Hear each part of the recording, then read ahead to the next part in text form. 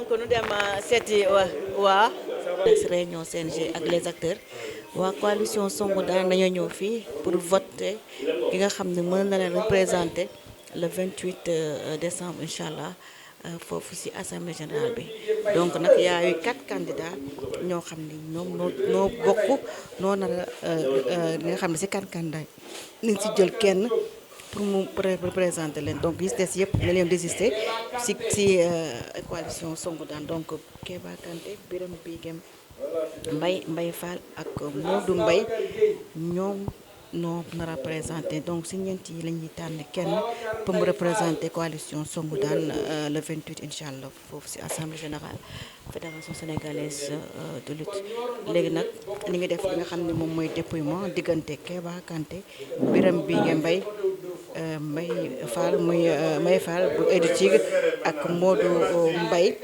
dañuy def dépouillement bi dañu xool si ñeent ñi kan moo fas yéene nekk candidat coalition Songu Daan donc ki nga xam ne moom mooy Fallou Faye mooy def dépouillement bi voilà di def dépouillement voilà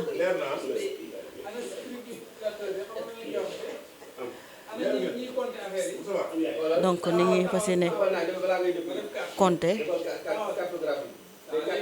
waa 4 candidats yi donc ñeneen ñëpp au départ ils étaient 9 candidats mais ñoom 5 yëpp 6 yëpp nañoo 5 nañoo désisté bàyyi ñeneen ñi dem donc ce qui fait que y a 4 candidats ñoom nañ joxoon ci seen biir pour ñu seppi ci kenn pour mu représenter la coalition Songu Daan le 28 foofu ci AG bi voilà donc ni ngi def li nga xam ne moom mooy dépouillement donc gis ngeen dépouillement baa ngi noonu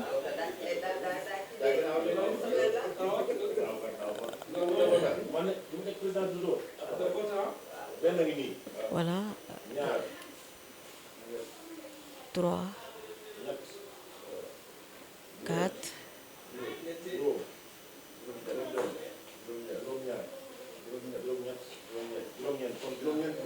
voilà juróom-ñeent nit noo voté y a 9 bulletins de vote ont été comptés donc ci 9 yi nag ñoom nooy tànn ci ñeent yi nga xam ne noo nekk candidat pour représenter kenn ci ñoom mu dana représenter la coalition Songu Daan voilà donc on commence li nga xam ne moom mooy le dépouillement voilà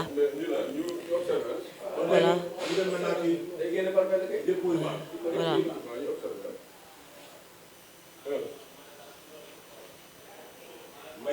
Mbaye Fall voilà Mbaye Fall am na benn voix voilà benn voix Kéba Kanté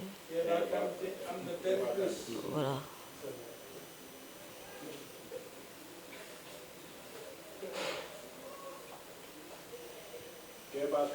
Kéba Kanté 2 voix Mbaye Fall amagum na benn Kéba Kanté am na benn Kéba Kanté am na ñaar voix ki nga xam ne mooy Mbaye Fall amagum na 20 voix Kéba Kanté am na 3 voix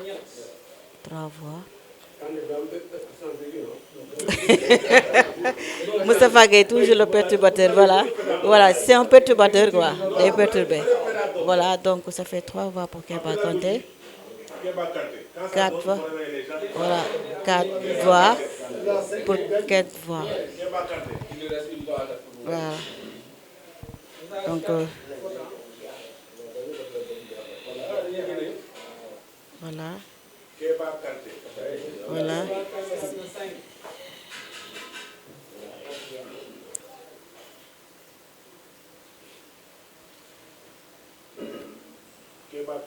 voilà ça fait 6 voix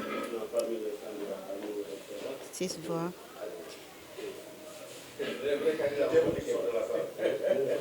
voilà donc maanaam sur 9 votants Kéba Kanté amagum na 6 voix donc Birame Biguem am na benn voix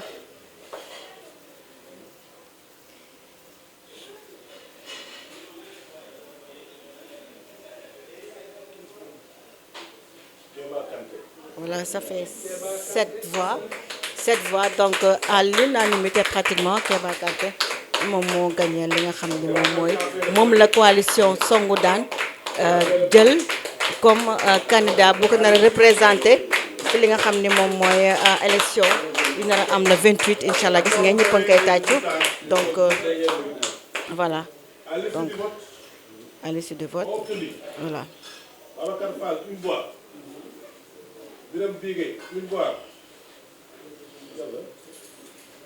Mamadou Bey. 0. Keba Kanté à 7 voix. Keba Kanté, voilà, comme ni nga ko déggee. Voilà. Donc Keba Kanté qui a eu combien de voix? 7 voix. Hein? 7 voix. Donc le am li nga xam ni moom mooy ñu ko voté. S'il n'y a pas de réclamation. Il n'y a pas de réclamation. Donc, le vote s'est déroulé normalement et les principes ont été respectés. Voilà. Donc, il y avait 9 votants et 7 ont voté pour Keba Kanté.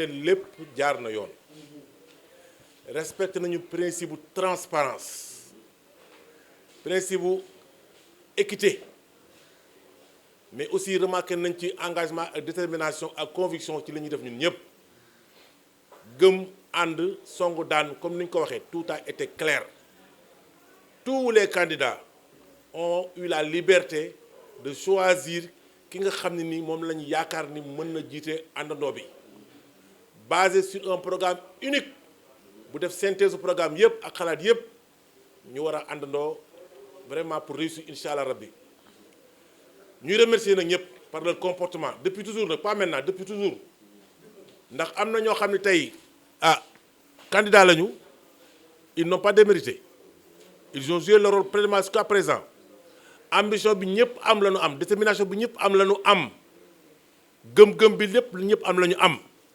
fas yéene rek réussir incha allah rabbi suñu mission bi ñu bokk ñun ñëpp kon ñooñu aussi il faut les féliciter les remercier et les dire encore une fois nous sommes ensemble et on va réussir ensemble loolu muy am may remercier nag les superviseurs too fekke ko muy Sall Mbay jóge ba Thiès boogaa nekk Dakar bokk ci ñun mais particulièrement ki nga xam ne doyen la ci milieu bi am ci xam-xam ci domaine yëpp tey mu toog fekke lii muy Moustapha Guèye il a observé xam naa ne après dañ ko laaj nu mu gisee vote bi mais gëm nañu ne tout s'est bien déroulé di remercier le secrétariat Fallou Faye qui l'a assuré ak des mains de maître kon laa bëggoon wax rek di remercier ñëpp di wax na waa ànd songu daan maintenant en avant et on gagne merci beaucoup. Donc en français, je vais m'exprimer en français pour dire que ce 24 décembre, la coalition And Songu Daan s'est réunie ici au point E pour désigner le candidat à l'élection de la Fédération sénégalaise de lutte. À l'issue, tous les membres de la coalition ont été présents ou représentés. Il y avait Yacine Ndiaye, Ndeye Ndiaye Tyson, Mamadou Diakhaté, Mamadou Bey, M. Fallou Faye, M. Biram Bigué Mbaye, Babacar Diop, Keba Kanté, As Babacar Gueye et Babacar Mbaye Fall. Après concertation avec tous les membres du consensus, certains ont jugé de ne pas y aller au vote. Nous pouvons citer en première Madame Ndeye Ndiaye Tyson qui a désisté.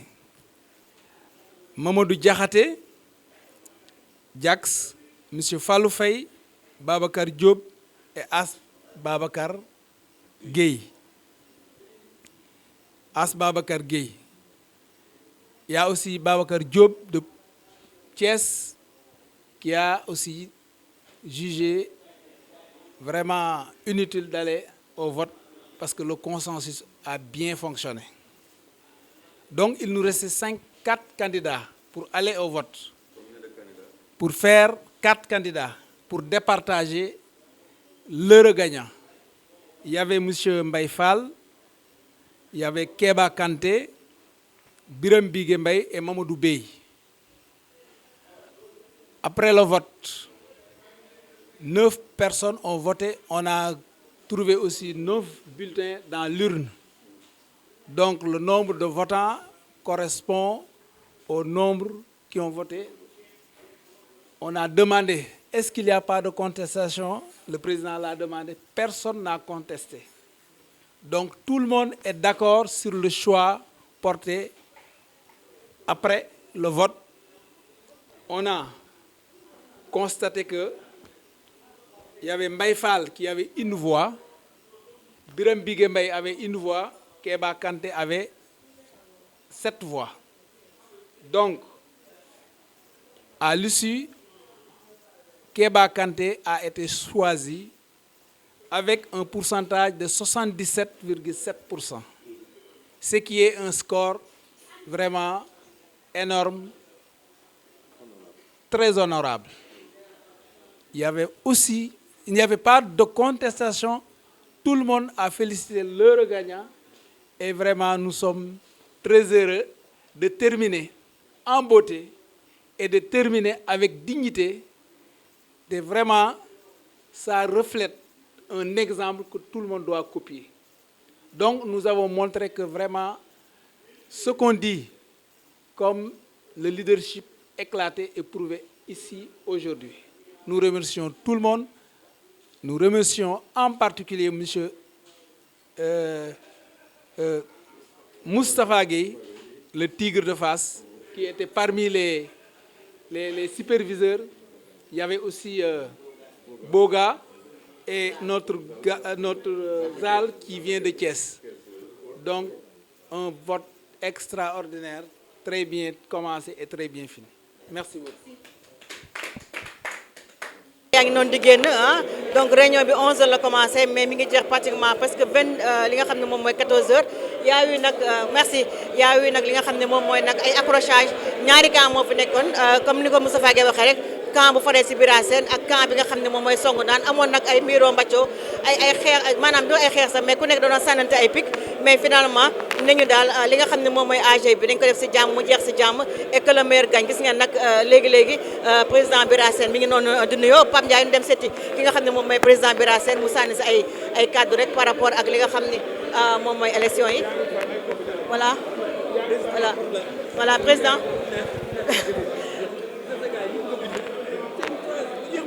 voilà donc maa ngi lay gërëm di la sant. maa ngi lay sant yoon maa ngi leen gërëm di leen sant yéen it vraiment di leen tam baalu àq parce que teel ngeen fi ñëw waaye nag gis nga ne mbiru làmb moo dem noonu mais vraiment heureusement que def nañ ko si jàmm daal. donc def nañ ko si jàmm mais gis nañu tamit au cours des discussions il y a eu quelques accrochages entre on a remarqué dafa mel ni affaire bi dafa amoon ñaari camp wu Bira Sène ak camp bi nga xam ne moom mooy coalition Songo Daan alors que tey jii dañoo woote woo rek pour war ni modalité vote ak nit ñi tamit nan lañu fas yéenee voté le 28 incha allah. waaw moo tax xam nga c'est vrai am na comme ku ko souligné sax mais après dafa dem mais heureusement tam Bira am na grandeur bu mu jëlee parole wax na ko bon tey jii nekk face à face waru fi am li faram mooy vote tey ñoom seen bopp war nañu xam ne actuellement mooy li ñu waxoon rek dimanche la vote yi mais saa ni ñu toogee la position bi ni ñuy lëkka da nga ñëw gis sama diw mooy moo war a sama futur président madame toog moom mais honnêtement c'était pas très méchant mais par la suite bi ñuy waxtaan seen biir ñoom ñëpp jubóoroon après amul benn problème côté boobu. kon léegi vote bi maanaam AG bi c'est maintenu le 28 c'est maintenant officiel donc lan la ñuy mën a yaakaar parce que tamit nii ñii lu gisee ni déjà loo xam ne ay rencontre d'information la donc on s'imagine kon le 28 incha allah xam naa moom du yomb pour yéen du yomb tamit ñi nga xam ne moom fas yéene ñëw assister li nga xam ne moom mooy AG bi. mais nag yaakaar naa dina yomb bi mooy parce que ñun jour AG bi mooy le dimanche 28 à 9h jël nañu disposition yëpp déjà au niveau de l'entrée. Il y a déjà un camp police ici et stade. Ensuite, il y a la police qui est là-bas. Nous sommes le jeudi, non pardon, le vendredi.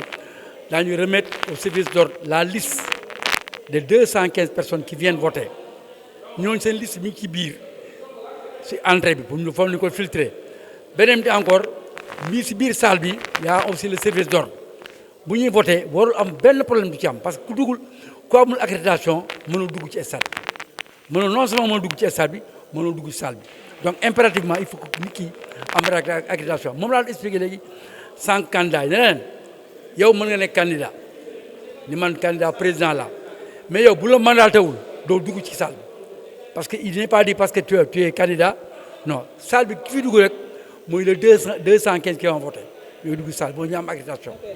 déjà balaa ñu dugg rek fii ci stade bi c'est un problème léegi par rapport à la presse parce que presse bi fiche yi ngeen ñu envoyé du fiche yoo xam ne pour la presse loolu mooy ñi nga xam ne ñoom noo war a voter accréditation pour presse bi bu ñu assister li nga xam ne mooy AG comme li nga xam ne moom la ñu tàmm di gis ci AG yëpp la presse est présente mais aussi est-ce que am na accréditation spécifique pour la presse yi nga xam ne noo war a ñëw couvrir li nga xam ne moom mooy AG bi ndax tey jii du AG bi mais tey bu dugg rek ci buntu stade bi ça a été vraiment un peu dafa xawoon am tuuti problème pour ñu permettre ñun dugg ci stade bi. waaw je pense qu'au niveau de la presse, le problème il est réglé. Déjà, on a accrédité 50 journalistes qui nous assisté. Mais là, je pense qu'on va essayer de voir avec Ndeye Ndom. Comme Ndeye Ndom est chargé de communication au ministère. Si par exemple Ndeye Ndom n'est pas disponible, nous on verra avec Yen, voilà, c'est un vice-président. Je pense que Ndeye Ndom est Coupe d'Afrique. Voilà, comme Ndeye Ndom est Coupe d'Afrique. Mais moi, je pense que lui, Yen nous désigner quelqu'un. On va remettre les 50 accréditations Yen Khol. Parce que nous, actuellement, comme Tam Cham, c'est lui le président. bu dee mu ngi Coupe d'Afrique mais yéen seen bopp yéen ñi par exemple donne sa exemple yow wala waalo yéen wax léegi diw comme ñu leen nekkoon fi nit ñi kii moo fi nekk on vous envoie les 50 accréditations nga xam au niveau de la porte du ngeen am benn problème en tout cas lu ñu ñaan yàlla presse bi na fa ñëw couvrir sans problème parce que sans la presse il n'y a pas AG enfin c'est dem AG mais ça a une couverture pas claire. Merci beaucoup merci beaucoup président Atoumane jërëjëf merci Pape Ndiaye moo nekkoon ci cadre bi comme ni nga ko gisee tey li nga xam ne moom mooy rencontre d'information la woon mais finalement ni nga xawoon soppi sax comme genre face to face gis nga réaction Moustapha Gueye moo xam dafa am de l'autre camp bi nga xam ne mooy camp songu daan mooy ñoom Kéba Kanté ñoom Ndeye Ndiaye Tyson ñoom Jax ñoom Fallou Faye de l'autre côté mooy ñi faral li nga xam ne moom mooy ki nga xam ne moom mooy Bira Sène mais finalement avant la fin de la rencontre ñëpp delluwaat na ci jàmm comme di rek Bira Sène en tant que homme gentleman expérimenté nee na ne ñëpp revenir à la raison nu xam ne rek ne lii quel que soit alpha c'est le Sénégal qui gagne donc loolu lañ leen indiloon tey jii si li nga xam ne mooy rencontre commission électorale pour la mise en place de la fédération sénégalaise de lutte ak ñi nga xam ne noo war a voter les 260 votants ñi nga xam ne noo war a voter incha allah le dimanche 28 fii stade Léopold Sédar Senghor di remercier ki nga xam ne mooy sama cadre depuis soo bu léegi noo nekkoon mi Pape Ndiaye di leen jox rendez-vous prochain beneen yoon si yeneen événement si Lutte TV canal 361 jërë ngeen jëf.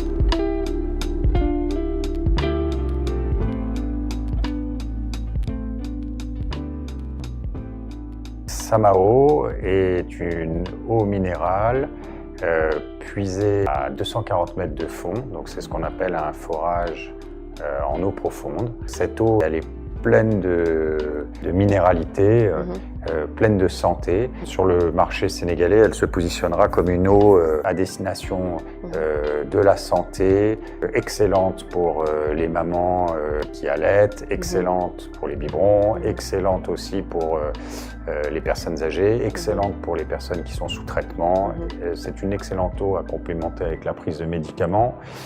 Pourquoi avoir choisi le groupe Eric Faye Média? Toute eau a besoin d'avoir un étendard. Et ce groupe, Eric Faye Média, comme je vous l'ai dit, je retrouve dans ce groupe les valeurs qui ont guidé à l'émergence et à l'arrivée au lancement de Samao. À savoir un côté à la fois innovant, nouveau, un côté très technique et en même temps un côté très racine, très appartenance, très tradit, très attaché au Sénégal.